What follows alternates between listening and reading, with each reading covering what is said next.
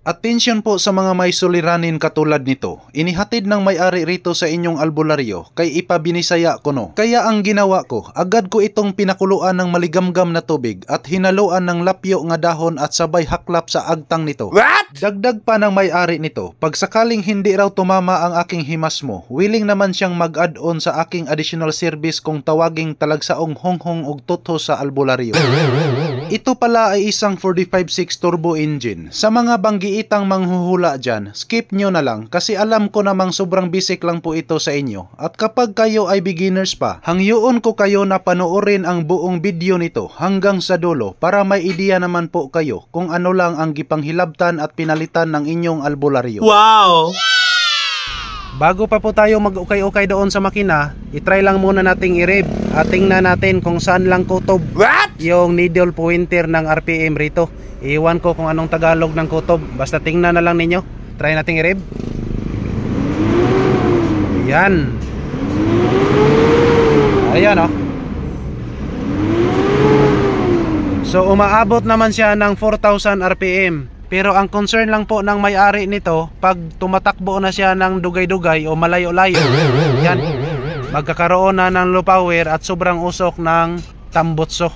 Yan, titingnan na lang natin ang tambutso para makita po natin ang before and after comparison.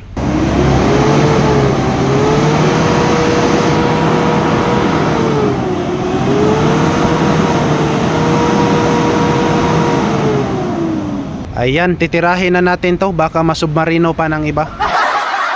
Ayan. So naitanggal na natin lahat dito, yung turbo at intake manifold. Ayan oh.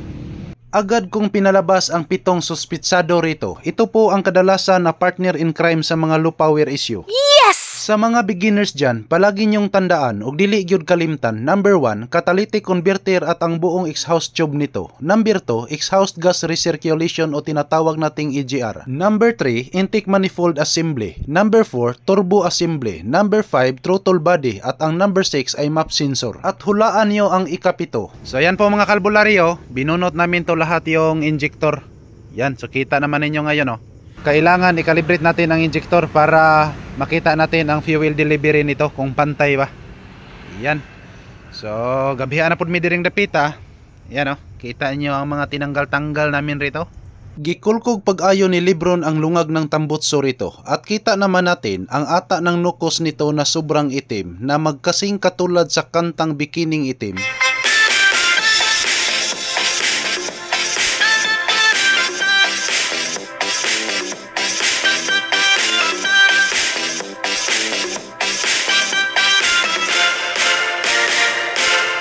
Pagkatapos na namin tinitira yung tubig, ngayon hinaluan namin ng powder na detergent. Yan. So anong ginagawa mo dyan, Libon James? Akong gigamitag TDK. Ano sa man ang TDK? Tuslok dala kulkog. Maayo ako mugawa siya itong hugaw. Wow! Sa wakas, nakauwi na rin ang lahat ng injector sa aking teritoryo. Pagkatapos kong ikabit sa lahat ng lungag nito, di pa rin talaga ako nagkumpiyansa para di ako maulawan sa tag-iya. Sa walay pagduha-duha, pinalitan ko agad ang EGR mismo. But before you make a comment below, for your more info, wag na lang kayong magreklamo kasi ang may-ari nito ay bag-urang nakadaog sa luto. What? So ito na po mga kaalbularyo, the most awaited time. Yes! So napalitan na natin yung EGR. Yan o. Ito po ang binaklas natin, yung luma.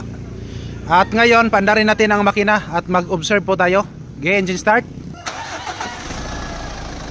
Ayan. Narinig naman natin ngayon ay sobrang smooth na talaga ang andar ng makina ngayon. Ayan o, pakinggan yung mabuti.